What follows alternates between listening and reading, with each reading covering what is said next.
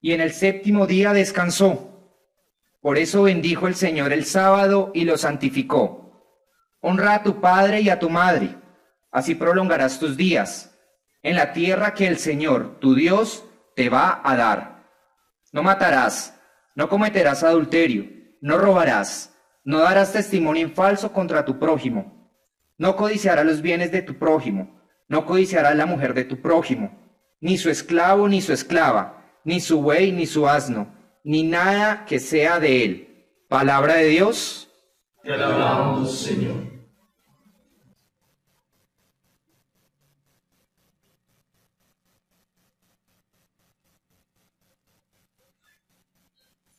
Señor, tú tienes palabras de vida eterna. Señor, tú tienes palabras de vida eterna. La ley del Señor es perfecta y es descanso del alma. El precepto del Señor es fiel e instruye al ignorante. Señor, tú tienes palabras de vida eterna. Los mandatos del Señor son rectos y alegran el corazón. La norma del Señor es límpida y da luz a los ojos. Señor, tú tienes palabras de vida eterna. La voluntad del Señor es pura y eternamente estable. Los mandamientos del Señor son verdaderos y eternamente justos. Señor, tú tienes palabras de vida eterna. Más preciosos que el oro, más que el oro fino, más dulces que la miel de un panal que destila. Señor, tú tienes palabras de vida eterna.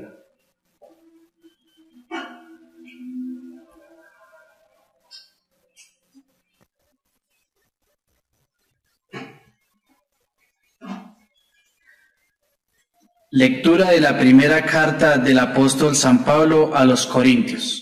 Hermanos, los judíos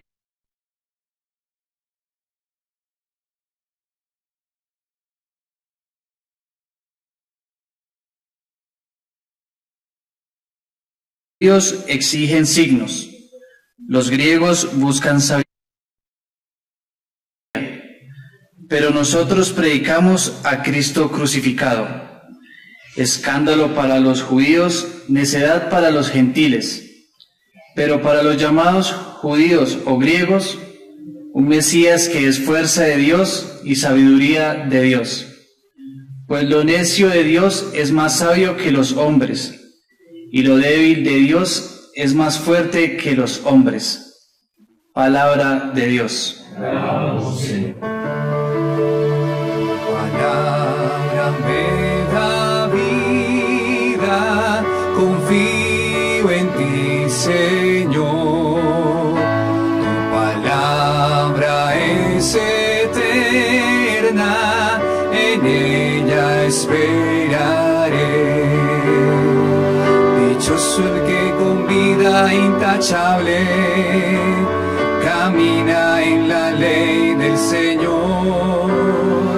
Dichoso el que guardando sus preceptos lo busca de todo corazón. Palabra me da vida, confío en ti, Señor. Tu palabra es eterna, en ella esperaré.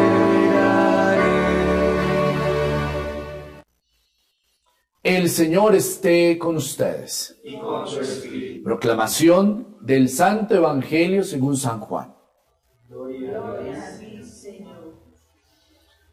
Se acercaba la Pascua de los judíos y Jesús subió a Jerusalén y encontró en el templo a los vendedores de bueyes, ovejas y palomas y a los cambistas sentados.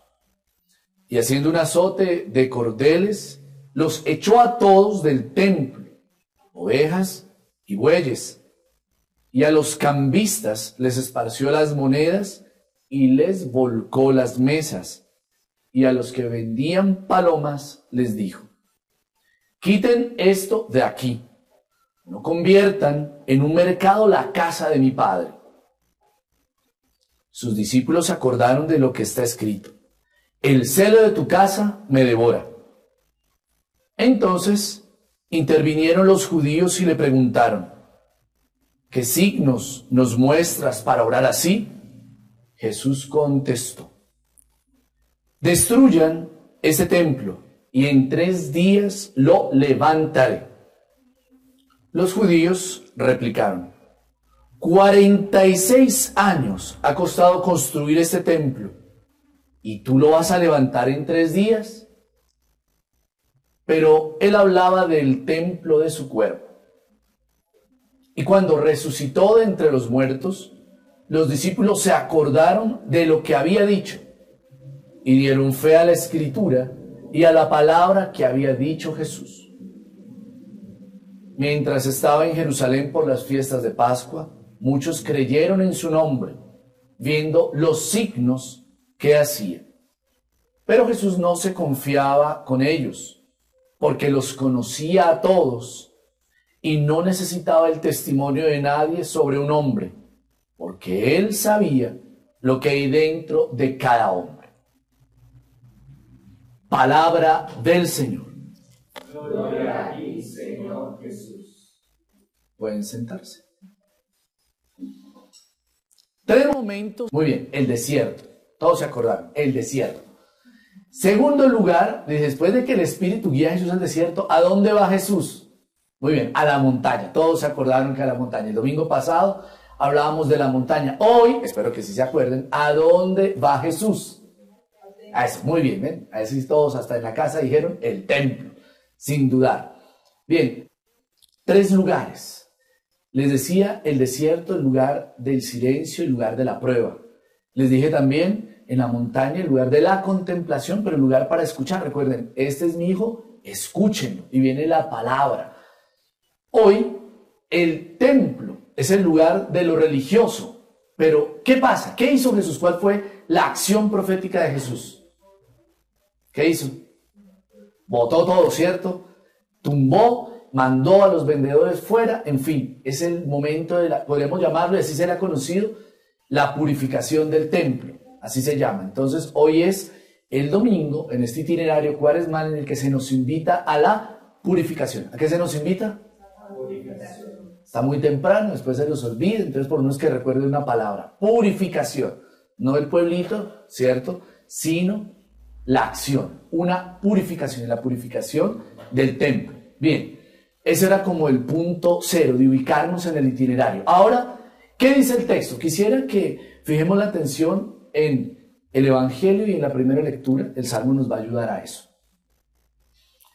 A este texto, si vamos mirando pausadamente, ya dije dónde va el Señor, al templo, la acción profética. ¿Por qué una acción profética? Porque es un signo muy fuerte. En el Evangelio se nos muestra esa acción de Jesús y es una acción un tanto agresiva, un tanto violenta para los que están allí viendo.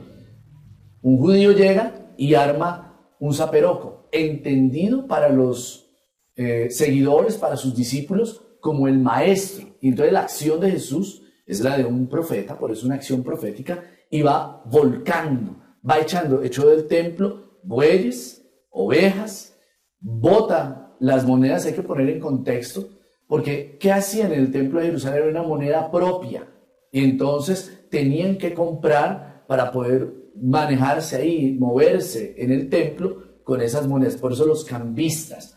¿Y qué había? Pues animales para los sacrificios, para los holocaustos, y hasta palomas, que era lo más humilde, lo más sencillo en la mentalidad del culto de Israel, que se ofrecían sacrificios. El Señor, con esa acción, al sacar a todos de allí, hay un mensaje, y el mensaje es mostrarnos que en el templo el culto ha de ser diferente. Vamos a comprenderlo más adelante, pero no es ni de sacrificios, ni es ofrendas, ni es holocaustos. No es eso. Obvio, saca a todo el mundo, lo saca, vuelca las mesas. Imagínense la cólera que debe haber mostrado el Señor, ¿cierto? Que manifiesta el Señor al tumbar todo. Se puso de mal genio, ¿cierto? Perdió los estribos, dirían algunos, bueno, otras palabras usarían, pero en fin. Y dice una expresión muy importante: quiten esto de aquí, no conviertan en un mercado la casa de mi Padre. Es decir, el templo no es un lugar para hacer negocios, tampoco es el lugar para sacrificios, ofrendas o cosas. Es la manera como se va a rendir culto a Dios. ¿Listo? Y recordaron, los discípulos dicen, oiga, el celo por tu casa me devora. Es decir, me impresiona tanto lo que está pasando que reacciono, porque eso no es lo que tiene que pasar. Tiene que ser diferente. Bien, la palabra fundamental que nos ayuda a entender. ¿Qué signos nos muestras para orar así? ¿Cuáles son los signos? En últimas, ¿tú quién eres? ¿Por qué actúas de esa manera? ¿Por qué esas acciones? ¿Por qué esa violencia? ¿Cuáles son tus signos? Y dice el Señor en la narración de Juan una expresión cargada de mucho sentido, pero después de la Pascua. En el momento no es comprendida, se entiende plenamente después de la Pascua, después de la resurrección. Cuando Él resucita.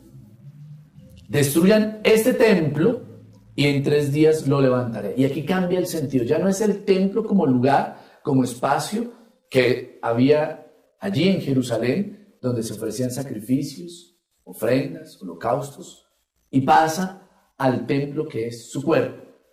Y Él lo dice, pero Él hablaba del templo de su cuerpo. Y aquí entonces se entiende, por eso decía pospascualmente, después de la muerte y la resurrección, se entiende, los discípulos dicen, cuando resucitó entre los muertos, los discípulos se acordaron de lo que había dicho y dieron fe a la Escritura y a la palabra que había dicho Jesús. Porque ahí está vivo, en 3 días resucitó. Muy bien, aquí la primera parte, ¿qué dice el texto? Aquí está claro qué nos dice el texto. La manera de relacionarnos, quiero profundizar ahora en torno a cómo vamos a vivir, cuál es el culto agradable a Dios. En el Antiguo Testamento el verdadero culto se expresa de cara al hermano y eso es lo que expresan los mandamientos. Hay un doble movimiento en esta expresión, el verdadero culto. Quiero que fijemos la atención en eso. El texto que se nos proclamó en los mandamientos nos ayuda a comprender. El Salmo lo dice.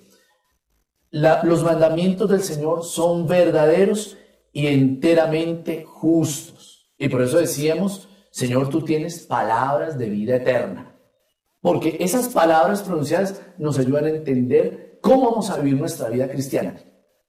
Pillemos el detalle. Hay 2 momentos. 3 mandamientos orientados hacia Dios. Ustedes recuerdan, dice quién es, yo soy el Señor, que te saqué de Egipto. No tendrás otros dioses delante de mí, no pronunciarás mi nombre en falso, santificas el sábado, y ahí está todo el ejercicio que nosotros hacemos en amar a Dios sobre todas las cosas, orientado hacia Dios. Pero vienen lo que les decía, el culto de cara al hermano. Recuerden las palabras que el Señor nos enseña. Jesucristo dice, amarás al Señor tu Dios con toda tu mente y a tu prójimo como a ti mismo. Ese es el doble movimiento y está expresado y reiterado. Y vienen acciones concretas de cuidar la relación con el hermano. No matarás. ¿A quién? Pues a tu prójimo. No cometerás adulterio. No robarás. No darás falso testimonio contra tu prójimo. Si se dan cuenta, cada uno de ellos nos está invitando a cuidar la relación con los demás, con los hermanos. No codiciarás los bienes de tu prójimo. No codiciarás la mujer, ni su esclavo, ni su esclava, ni su buey, ni su asno, nada que sea de él.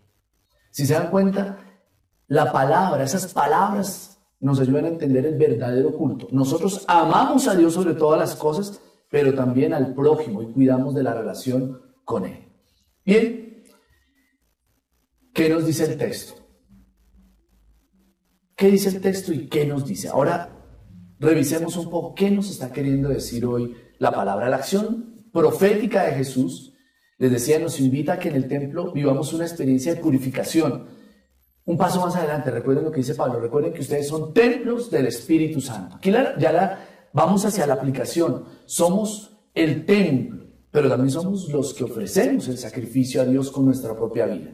¿Cómo vamos a hacerlo? Y aquí entonces, ¿a qué nos compromete el texto? ¿A qué nos compromete en este domingo? Primero, ustedes y yo tenemos que vivir esa experiencia de purificación, así como vivimos el primer domingo una experiencia de desierto, de soledad, de intimidad, de ir a buscar la reconciliación, la armonización con nosotros mismos. En el segundo domingo, a contemplar al Maestro, deleitarnos en su gloria, dejar que su palabra, en la lectura orante con la palabra de Dios, nos mueva a vivir en el amor. Y ahora, purificación. Hay muchas cosas que nos sobran, a ustedes y a mí. no solo en las cosas materiales, ¿cierto? Cosas que usted no se pone hace mucho tiempo y sigue guardando, bueno, eso ya le sobra, podía regalarlo. Pero además de eso, en la vida personal, ¿qué es lo que nos impide? ¿Qué es lo que nos está sobrando para poder dar un culto agradable a Dios, tomando en cuenta la relación con los hermanos? Seguramente podemos estar viviendo en una experiencia de odio, de resentimiento, deseando la muerte de otra persona, un familiar, la exnovia, el exnovio, la esposa, la exesposa, el exmarido, en fin, tantos sentimientos que pueden ahí, que usted y yo necesitamos purificarnos, necesitamos cambiar. Hay que botar todo, hay que sacar. ¿Qué es lo que nos está impidiendo realmente dar un culto agradable a Dios? Odios, envidias, codicias, avaricias, ¿por qué no? Adulterios, infidelidades. ¿Qué es aquello que impide que tú y yo podamos dar el verdadero culto agradable a Dios? Que ese culto pasa por la relación con los hermanos. Es un culto de amor, de misericordia. Tu vida y mi vida ofrendada a Dios, pero en amor, entendida que vivo en relación con los hermanos. Una relación de sinceridad, de fraternidad. Tarea concreta para este domingo, para que lo vivamos hoy. Piensa en qué tienes que botar de tu vida. Piensa que tienes que sacar, que hay que purificar, qué es lo que necesitas que ya no esté más para que puedas vivir en plenitud y a plenitud tu relación con Dios. La palabra del Señor nos ayuda. Piensa, vuelve a revisar esos mandamientos. Recuerda que todo se entiende desde el amor. Si tú amas, vas a amar a Dios sobre todas las cosas. Si tú amas, vas a honrar a tu papá, a tu mamá. Tarea concreta. Llamo a tus papás. Hace mucho tiempo que tal vez hay una relación fraccionada con alguno de ellos dos. Hace mucho no los visitas. O a tus hermanos, o a tu familia. Busca reconciliarte con ellos. Otra tarea. De pronto te has dado cuenta que tienes una relación afectiva enredada. Bien, purifica tu relación. Recuerda, la fidelidad, el amor. Amar es una decisión, perdonar es una decisión. Decide amar, decide perdonar. Supliquémosle al Señor que en este momento, en este tercer domingo de Cuaresma, en el que el Señor nos invita a la purificación, seamos capaces, tengamos la fortaleza para vernos libres de todo aquello que nos impide amar a Dios y a los hermanos. Ahí donde estás te invito para que oremos con la palabra un momento. Ella nos compromete, nos mueve, pero vamos a orar. Ahí donde estás, si quieres, cierra tus ojos.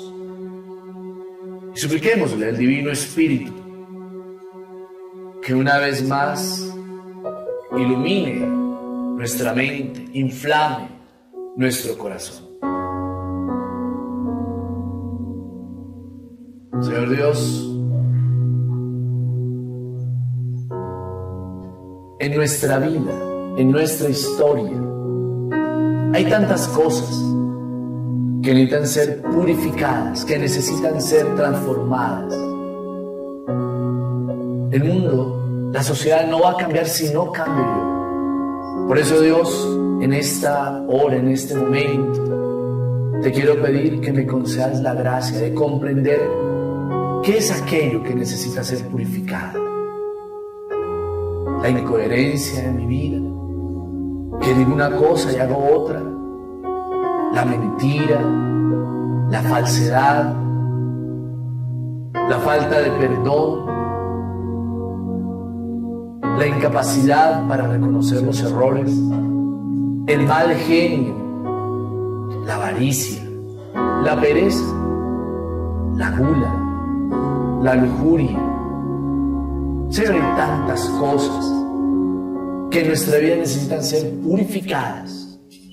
Hoy te pedimos un baño de luz, que sea tu palabra hoy la que nos ilumine, tu acción, tumbando, quitando, derribando con firmeza.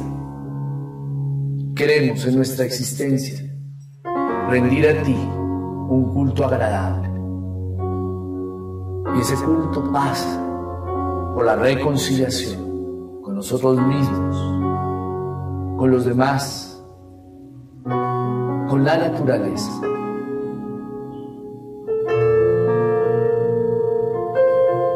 sigue moviendo y guiando nuestra existencia en este itinerario cuaresmal, para que vivamos a plenitud tu palabra, que nos da vida eterna. Hay cosas en mi corazón que necesitan ser transformadas Y ser llenas del amor de Dios. Hay cosas en mi corazón que necesitan ser transformadas y ser llenas del amor de Dios. Hoy haces un alto. Hoy hago un alto en el camino para entregarle a Dios todo aquello que necesita de su amor. Quiero morir y nacer de nuevo en ti, Señor. Restáurame y transfórmame. He decidido morir a mí y dar paso a que tú reines en mí. Quiero morir y nacer de nuevo en ti, Señor. Restáurame, restáurame, transfórmame y transfórmame. He decidido morir a mí y dar paso a que tú reines en mí.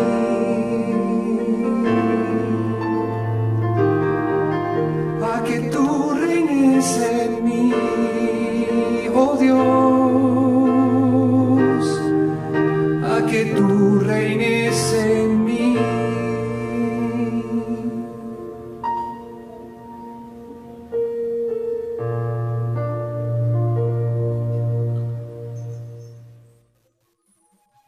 Confesemos nuestra fe. Creo en Dios, Padre Todopoderoso, Creador del cielo y de la tierra. Creo en Jesucristo, su único Hijo, nuestro Señor, que fue concebido por obra y gracia del Espíritu Santo. Nació de Santa María Virgen, padeció bajo el poder de Poncio Pilato, fue crucificado, muerto y sepultado. Descendió a los infiernos, al tercer día resucitó de entre los muertos, subió al cielo y está sentado a la derecha de Dios Padre Todopoderoso. Desde allí ha de venir a juzgar a vivos y muertos. Creo en el Espíritu Santo, la Santa Iglesia Católica, la comunión de los santos, el perdón de los pecados, la resurrección de la carne y la vida eterna. Amén. Oremos, hermanos, digámosle al Señor: Padre, escucha nuestra oración. Padre, escucha nuestra oración.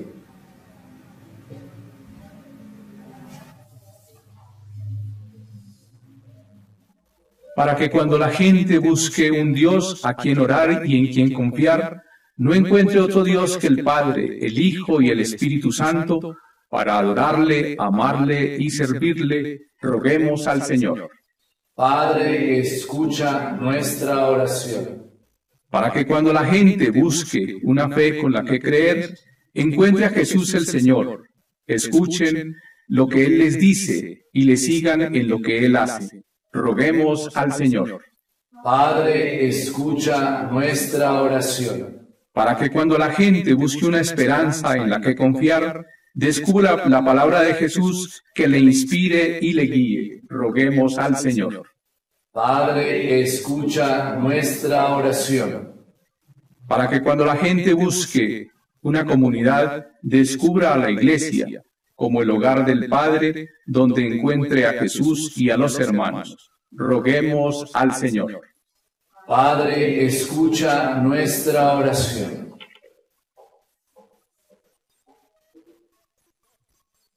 ¿Y dónde estás? Supliquémosle también al Señor por su santidad Francisco, para que el Señor lo siga fortificando y conduciendo, guiando, confortando. Oremos. Padre, escucha nuestra oración. Por todos nuestros países, por los gobernantes, por los que tienen en sus manos los destinos de las naciones, para que sean iluminados por la claridad del Espíritu Santo y se apárate de ellos toda tentación a obrar el mal y olvidar el bien común. Oremos. Padre, escucha nuestra oración. Por todos nosotros reunidos en esta hora en oración, para que Él nos conforte, nos siga guiando y conduciendo para vivir a plenitud en este tiempo de purificación y de libertad interior. Oremos. Padre, escucha nuestra oración. Acoge, Padre de bondad, las súplicas que te presentamos y aquellas que permanecen en nuestro interior, por Jesucristo, tu Hijo nuestro Señor. Amén.